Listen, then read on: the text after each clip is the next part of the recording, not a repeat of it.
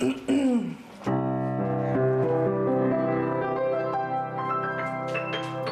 hallig, ne? Nicht nur das. Probier mal die Tasten gerade.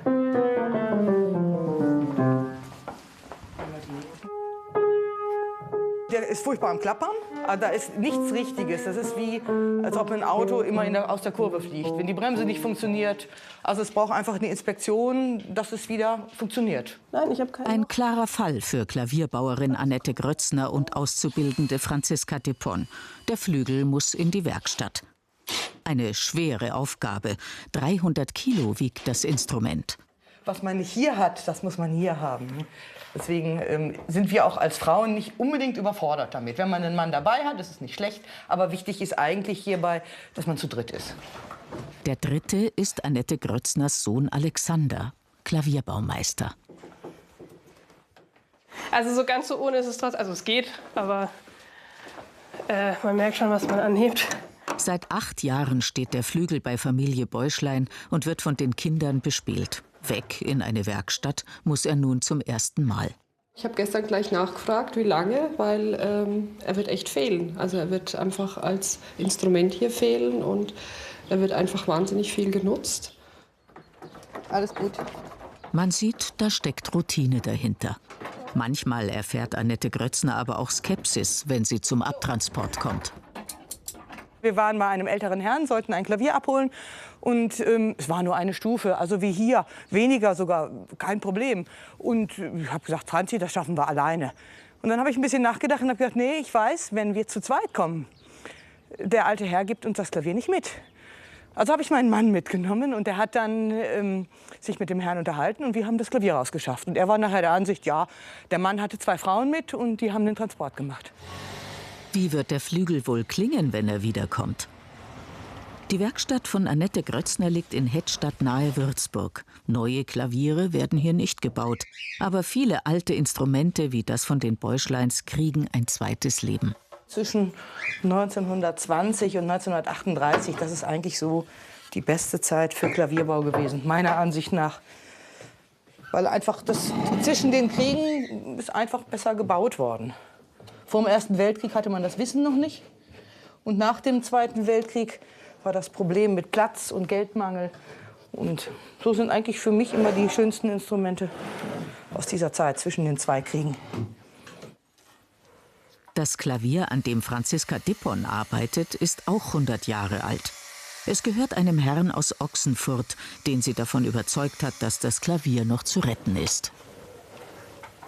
Mein Wunsch ist, dass es tatsächlich so klingt, wie ich mir das vorstelle. Also man konnte jetzt vorab nur noch erahnen, was mal rauskommt, einfach weil es die Stimmung nicht mehr gehalten hat. Ich hoffe, dass es so gut wird, wie ich mir das vorstelle und wie ich es dem Mann auch gesagt habe.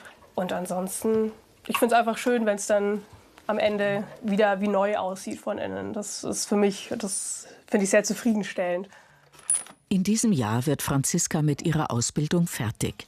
Eigentlich wollte sie Lehrerin werden, doch durch ihre Beziehung mit Alexander Grötzners Zwillingsbruder entdeckte sie hier das Handwerk des Klavierbauens. Ein Nischenberuf, den immer noch eher Männer erlernen. Ich habe sie als erste Klavierbauerin kennengelernt, deswegen habe ich das nie hinterfragt, ob das nicht vielleicht eigentlich ein Männerberuf ist oder so. Das stand für mich gar nicht zur Debatte. Erst später dann, als ich dann gemerkt habe, es gibt halt offensichtlich viel mehr Männerwerkstätten als Frauenwerkstätten, aber ja. Als vor über 30 Jahren Annette Grötzner ihre Ausbildung begann, war das eine Sensation, über die berichtet werden musste. Vor allem wegen der Transporte der schweren Instrumente gab es lange keine Frauen in dem Beruf. Heute übernehmen das meist Spezialfirmen. 1999 gründete Annette dann ihre eigene Werkstatt unter dem misstrauischen Blick der Kollegen.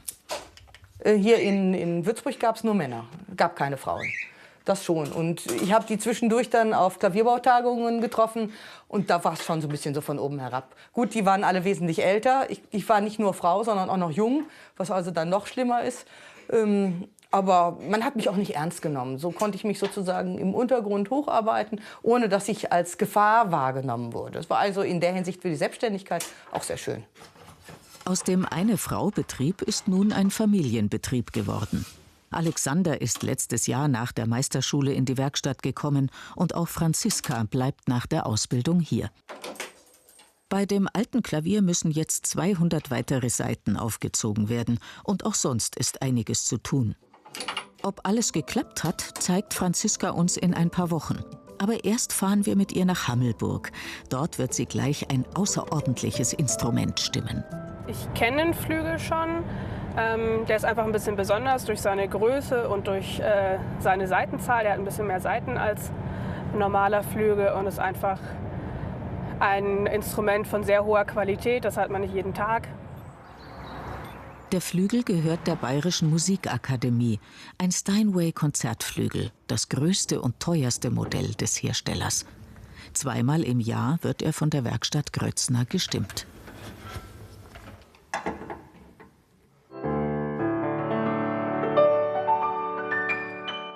Bei Steinway-Instrumenten allgemein, die sind einfach so konstruiert, dass man sehr viel hört. Das ist auch gut, weil es gibt ein großes Klangspektrum einfach.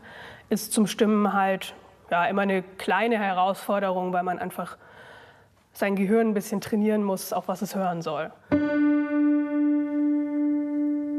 Genau, also der Ton ist jetzt zum Beispiel relativ verstimmt. Das heißt, ich höre sowohl vom Ton her, dass er verstimmt ist, als auch, dass ich sehr viele Schwebungen habe. Also wir beschreiben das immer mit so wah, wah, wah Wellen. Da gibt es sicher auch Fachbegriffe dafür, aber für den Laien ist das so vielleicht am verständlichsten. Und diese Schwebung versuchen wir eben stillzukriegen.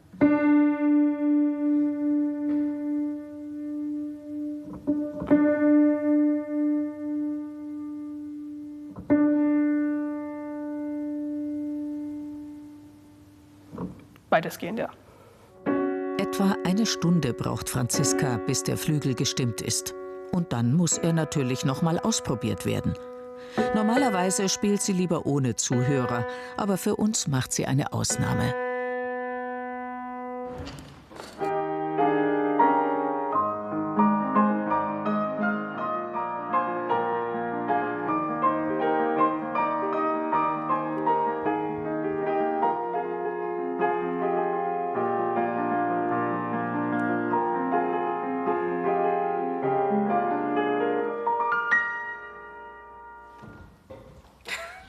In der Werkstatt.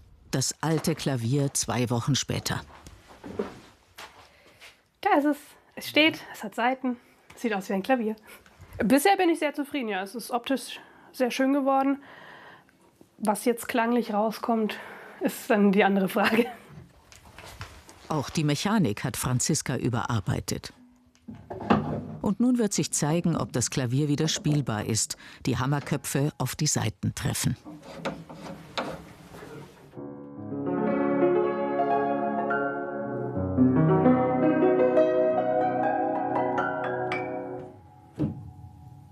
Ja, es kommt ein Ton raus, das ist schon mal gut. Ansonsten ist es halt noch super verstimmt. Aber der Bass klingt schon mal gut, das freut mich. Das ist immer so ein bisschen die Schwachstelle am Instrument. Ich glaube, das wird was. Jetzt kommt der spannende Augenblick. Und wie ist es dem Flügel der Bäuschleins ergangen? Endlich ist das geliebte Familieninstrument wieder zu Hause. Und Tochter Jule spielt gleich zum ersten Mal auf ihm. Für alle ein besonderer Moment. Ich finde den spannenden Moment immer eigentlich dieses Vorher-Nachher. Dass wir vorher ja gesehen haben, in welchem schlechten Zustand der Flügel war und wie gut er jetzt ist. Und dass man einfach sieht, ein altes Instrument ist nicht einfach immer nur alt und schlecht, sondern man kann wieder was rausholen, das wieder erwecken. Das ist das, was ich immer so spannend finde. Ich freue mich. Es hat schon was gefehlt. Es war jetzt die ganze Zeit so ein Loch da hinten in der Ecke. Und jetzt bin ich gespannt, wie es sich anhört oder wie es sich spielen lässt vor allem.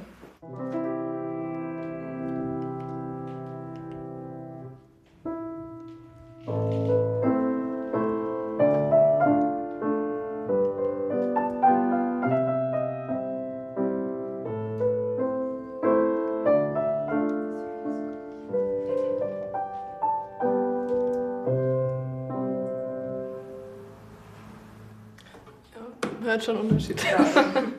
Ja, das Gefühl ist ganz anders. Also es ist wieder geschmeidiger, würde ich sagen. Ja, ist gut.